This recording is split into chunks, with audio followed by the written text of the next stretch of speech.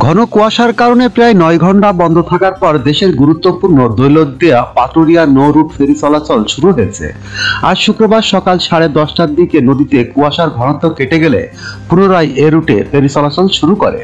এর আগে বৃহস্পতিবার সন্ধ্যা থেকে দৌলতদিয়া পাটুরিয়া রুটে পদ্মা নদীর অববাহিকায় কুয়াশার ঘনত্ব বাড়তে থাকলে শুক্রবার রাত 1:30টার দিকে চ্যানেলের বিকল বাতি ও মার্কিং পয়েন্টগুলো অস্পষ্ট হয়ে যায়। দুর্ঘটনা এড়াতে ফেরি চলাচল বন্ধ করে দেয় বিআইডব্লিউটিসি কর্তৃপক্ষ।